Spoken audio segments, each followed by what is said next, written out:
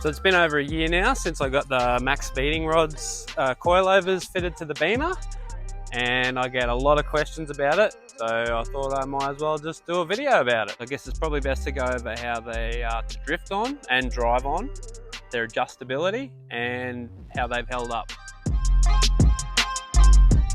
Now, a lot of people think these are quite sort of soft. I feel like they've designed them to be a bit of a, you know, okay on the road, not dedicated track coilovers, but to be okay on the road, but they feel pretty damn responsive, to be honest.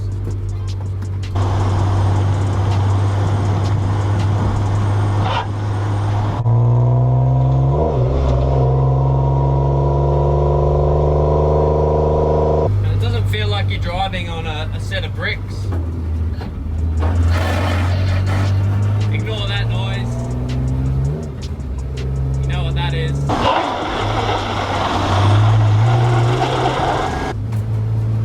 Yeah, that feels pretty damn tight. Have a couple of potholes.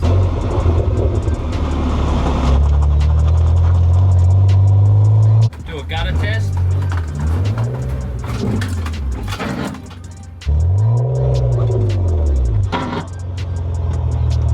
Pretty good. As far as drifting on them, I have nothing really to compare them to because it's my first drift car and my first coilovers. So, but like honestly, it feels mint. Like when I used to go to Archie was a very bumpy track, and skidding over everything sideways, it just felt really good. I also don't have any sway bar in the front, but even without that, it like doesn't seem to have any body roll when you watch the videos back.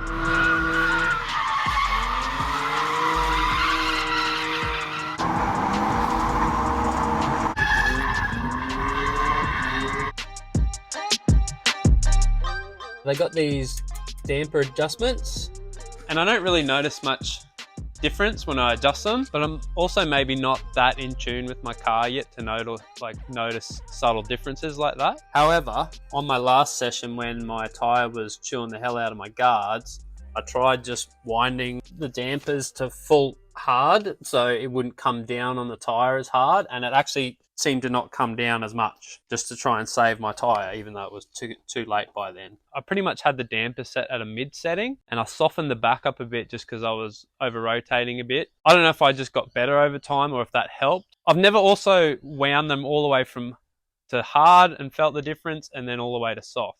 So I don't really know if they work properly or not. There is a test we can do. So what I'm going to try and do is jack it up on the soft setting, dump it on the ground really fast with the jack, and then set the damper to full hard, and then drop it on the ground again and see if we see any difference in rebound. This may prove nothing. It's an interesting test, so we'll do that.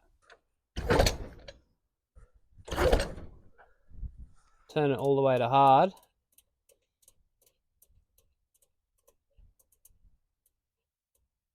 And see if we get any difference from that.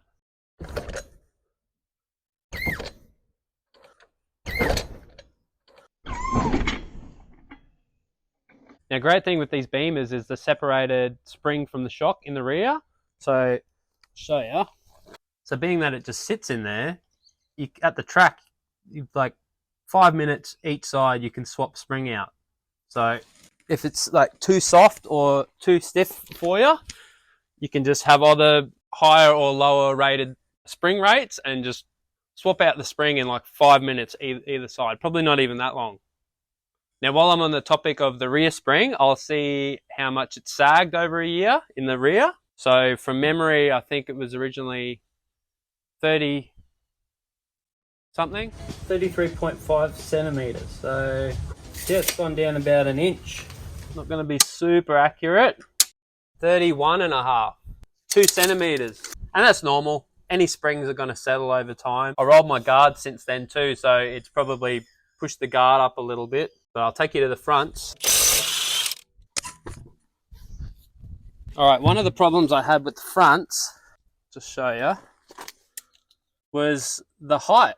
So once I put on the angle kit, it came right up and started hitting here because the arms came out further. So I wound this out. I think the thread inside here goes about 1.5 inches down, maybe a little bit more. I've got it to where the thread ends. So all the thread is covered in here and no more or less. I didn't want to go any less than that to risk of like snapping things or whatever. But the problem with that is I still had the scrubbing and the too low. So I had to get some spacers made to space the top down a bit.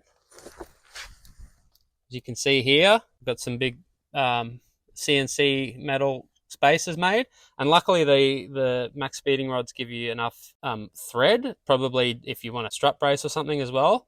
So with that there, I still had enough thread to bolt it all on. If you want to be like a hot boy and have your car dumped, these are perfect standard. But for me, wanting all the clearance for drifting and everything, and with an angle kit, I had to space it down. So that's a bit of a pain. Other than that, all good.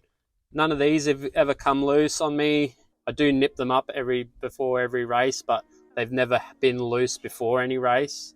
And yeah, rock solid other than that. A bit of decent scrubbage there. But yeah, as far as lowering, like, the sky's the limit. Or the ground's are the limit, I guess. All right, problems. So there's two MaXpeedingRods problems in the back. I'll show you the first one here. Now this is unrelated to the coilovers, but this is to do with the lower control arms that I got. These were El Cheapo MaXpeedingRods lower arms, and you can see here they're already flogged out. Someone else pointed that out to me in the comments that they had an issue with that. I'm not too surprised because they were only like $60 or something. I will be upgrading those with higher quality control arms because when you're drifting, they're absorbing a lot of the sideways movement. So that's a year they've lasted me. All right, second issue.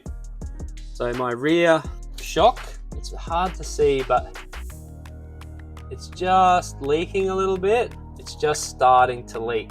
That's why all the dust is getting stuck to it. But I emailed MaXpeedingRods and they sent me out a new one. Here you go, I haven't even opened it yet. There it is. New shock. Doesn't come with the bottom, so I've got to thread it all the way in, but just the basic shock absorber replacement. Now they're very quick to send me a replacement, which is awesome. I asked them during the email what their warranty period was. They said it was 1 year.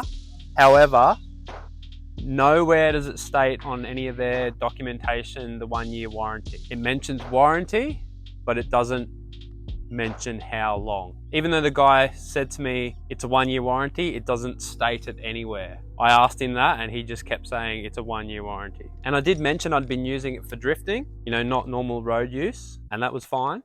So that's kind of cool. But yeah, that's where we're at with that. So there you go. I hope this was helpful.